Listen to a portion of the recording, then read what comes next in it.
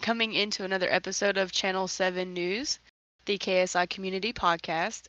Tonight we're sitting down with KSI Sevenaro, the div leader for I wanted to say CR only, but it's Chaos Remnants.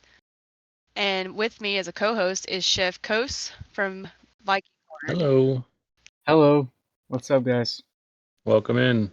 So Thank really you. we just have a few questions for you in regards to the Chaos Remnants and synthetic reality split. More so, we're wanting to get perspectives on the road to splitting and what Okay. things have been like afterwards. hmm Chef also has a few topics that he'll cover as well in regards to division motivation and other various topics in along that line. So really, my first question for you then is what was it like on the road to splitting Chaos Remnants? Oh boy. So, for any of y'all listening who don't know already, I was a co-founder for roughly like 6 months to 7 months before I finally got my promotion to founder. Um, it was a huge struggle for not only myself but for Chaos Remnants in the beginning of stages. When we split off to create VH the first time. It was a very, very hard struggle, but with the help of the entire division staff, as well as all the squad leaders that were following under us, we all worked together. We all worked hard so we can get to that end goal of splitting CR to create SR. It was a good split. In my opinion, it was a great split. I can't thank Reaper, Final, Medic, everyone who had a play in this SR split. It was amazing. As far as that goes, you said it was a good split. Do you feel like everything was divided equally, equal talent across the board? I would say yes. Um, Mhm. there obviously were some things that we had to overcome, so we could mediate some issues that we would have in CR rather than having them in SR. With all of those mediations pretty much resolved, I would say it was a very equal split. Good deal. And you did end up taking the established division, Chaos Remnants. Afterwards, how would you say CR fared initially in its early days? I mean, we're still within the early days of CR split. So, I mean, it hasn't been even a full month yet, or it's approaching a month, I believe. Like with every single division split, you're beginning like the month or 2 months after the split, it's gonna be hard. Everyone's still adjusting to the new leaders, the new tempo of how the division is gonna be running. So, in all fairness, like it's expected to have like a little bit of, I wouldn't say issues, but a lot of slowdown post split. But like once we get used to things, how the tempo's running, how like my division staff are, it's gonna be good, and it has been good. We've been on a steady increase since we split, but who knows later on in a couple months it's gonna be absolutely insane. Definitely. I think that happens no matter where you're at, whether it's community or in personal work lives. Mhm. It just, you never know when the proverbial poo hits the fan. Absolutely. So, hey, I had to keep it PG, okay? Chef, you got anything you want to add while we're on the topic? Yeah, while we're on that topic, absolutely. I just want to know now that you're, the big guy above the squads here. Can you tell me like how is it that you're able to kind of foster like a positive and inclusive environment within the community there? Yeah, so ever since I became a member of KSI, I've always had this goal that I wanted to make this community better for its people. And that's ultimately why I haven't, given up uh in the ranks. So early on, I already had a mentality and a mindset of like how I should and could make this community better. Now, there's multiple ways that I have done that, and we're continuing to do that. Number one, we have the multi-divisional game nights. Those are always amazing. We have, every week we have a division game night, for all the squads in CR, and a multitude of different things to where everyone in the community is involved and engaged, so we can all have a fun time here. I definitely agree. CR's definitely changed a little bit from when I've initially joined a few months ago to now. So I can speak from personal experience, kind of like Chef when we did our last interviews with VHs. You gave a little bit of your personal perspective. I mean, I can say the same as far as being in CR. It's definitely a different feel than before, and Yeah. it's definitely promising. And I'm just a senior officer, so my opinion is low on the totem pole. That's jokes. Jokes. Don't come for me. Don't come for me. Well, while we're on that topic, I do have a follow-up question. Now that again for lack of a better term, sit higher above, do you have any plans, or really how do you plan to build and maintain relationships with like lower community members? Everyone has a voice. Before I took the reign as division leader, how we were doing our leaders like meetings that we would have, it was only like the squad leaders and above. But now I've implemented a way where anyone who's in a rank can actually voice an opinion. That's one thing that I've actually done, uh, to not only to keep everyone like engaged, but for everyone to have a voice. Not only the officers, but everyone that falls under them. Because the officers, they're the ones who they're like the backbone. You know what I'm saying? Like they're the backbone of the squad. They make sure everyone is okay, having a good environment, having a safe environment. That means that they're connecting with the members. So if they're connecting with the members and the officers come to these leaders meetings, then they can voice the opinions and I can adjust accordingly. You know what I'm saying? Everyone has a voice. And that's one thing I absolutely strive for. Would you say, as a follow-up question, would you say that if that's the case, because I do agree, senior officers to officers and cadets, they're basically your frontliners for the members. Those are the Mhm. first faces a lot of these members see from, being recruited in to whenever. Would you say that there's just, like I said, a follow-up question, a level of disconnect then from squad leaders to the members? If that's because your inclusivity, again, being in the front line of it and being in the last few meetings that you've had with that, I love the input that the other officer staff has had and have been able to have a voice in that versus us just taking information and shoving it and saying here.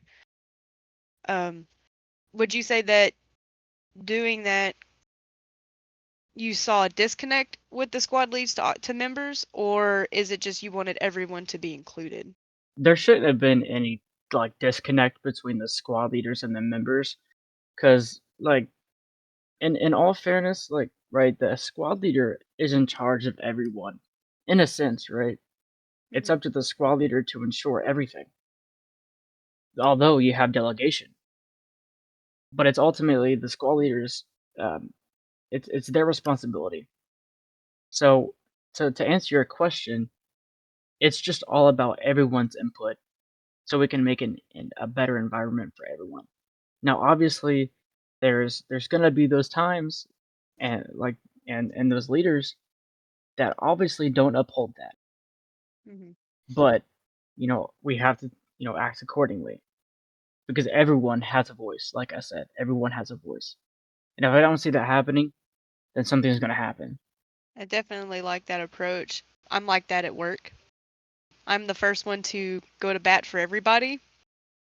My team calls me the bulldog for them. I'm their champion. So I definitely feel that I like that approach.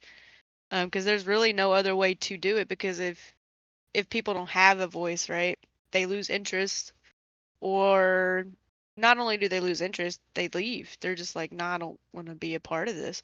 So making people feel included, I feel is definitely a good step in the right direction. Absolutely. Chef, you got anything? Well, definitely, I 100% agree. Keeping everybody included is great for growth and it's great for activity. Like, what motivates you to, what motivated you to take this position? And then what motivates you to motivate others, from squad leaders to officers to cadets to just members in general? That is a great question. Mm-hmm. So there's two reasons. First one is I've said it on past podcasts and interviews before, but my dad was in KSI. He was a division leader in .org back in the day. Although I did join .com, I still wanted to be, better than he was, in a lack of better terms. Um, so Gotta that's love number parental one. competition. Right, exactly. So that's the first reason. Second reason is I come from a background of leaders. Um, like my entire family was in the military. Um, with a leadership background, I was in ROTC. Um, and then of course now I'm in the military, right? Mhm. Um, but I've always had a mindset of leading, and coming into this community for the first time, I joined back in July of last year. There's only, I want to say, 50 people in KSI. Only 50 people in KSI, and that really hurt. Um, I don't know why it hurt, but I wanted to see something change about that. So, whenever I initially joined, I was like, I'm going to rise through the ranks, not only to better this community, but to help other people become leaders. And that is what motivates me, not what motivates other people. Is the same mindset I always have is don't think of it as doing it for yourself, right? Because if you rise through the ranks for yourself, then you're gonna be absolutely nowhere. You're a rank hunter. No one likes that. Mhm. But if you don't think about yourself and you think about the other people in this community, that you want to foster a better gaming environment for everyone else, you're gonna succeed, right? You're gonna have times where you're gonna want to fail. You're gonna want to quit and give up. But if you think about it, if you're thinking about it for not for yourself, but for other people, then you're not going to. You're gonna keep that motivation to keep going, and that's what keeps me going. Is is just thinking about the other people that are like rising through the ranks right now, and it's like I've been there, and I want you to be where I am, so I'm gonna help you do that. Like I can wow, I didn't realize how much a lot of our backgrounds are the same. I was in ROTC too. Blew my knee out and couldn't I am the first generation to not join the military due to medical reasons. Apparently the army doesn't like it when you blow your knee out and everything like that prior to signing up. But almost all of my family was military too, leadership of some form. For myself, I want to counter something you said. I do rise through the ranks for myself, and I do so. Let me preface this. I want to make the community better by doing so, but I want to also prove something to myself. Hmm. I'm trying to prove other people wrong about me, be it family or friends, people, naysayers, really, right? So, yeah, a little bit of rising through the ranks for me is for me. I can achieve that. It's proving not only to myself that I am capable of doing it, but proving to others that I'm also capable of doing it when they thought, well, she can't. And that was my counter to your argument. I like your points though. I do believe that there are some people that want to rise to the ranks for themselves, and they are rank hunters. And there's no quality to the work. Chef, I'm pretty sure you can agree. You've probably seen it too. Um, Absolutely. Speaking of rank hunters and things like that, do you think within CR you're able to identify those leaders moving through the ranks and are able to kind of either curb it into a better direction, or more so, I guess a better way of putting it is maybe inspire them as a leader yourself to maybe turn into the right direction, so to speak? Gosh, that's a good one. Mhm. So everyone that is in CR right now are here for the people. I don't that I have seen so far. I don't have anyone that is currently just rising through the ranks just to get a rank or so rank hunters. I don't see anyone in CR that has that purpose. But I feel like that can change and probably will change. Mhm. But the way we get rid of that is we have to ask the why. What's your purpose? What's your motive? You know what I'm saying? Like, why are you doing this? What is the purpose? So, Yeah. all the people that as a leader, while I've been here, I have ran into those people. Absolutely. And now they've kind of changed their uh, their purpose. And Mm. one way I've done that is obviously like I pull them to the side. I'm like, why? And I ask them a question. If it's not for the people and it's for yourself, why? And they can never give me an answer. But we have to change. We have to change their mindset. Because like I was saying, like if you only do it for yourself, then you're gonna be nowhere. Because as a leader, you guide the people. You guide your members to success. Rather, if you have the mindset of are you gonna do it for yourself and you're only thinking about yourself and you're not thinking about your people, you're not a leader, you're a boss. And that is a mentality that we cannot have. It's just something that we cannot have in this community. We teach leaders. We grow leaders. We grow people to become leaders, not bosses. And we do that by training.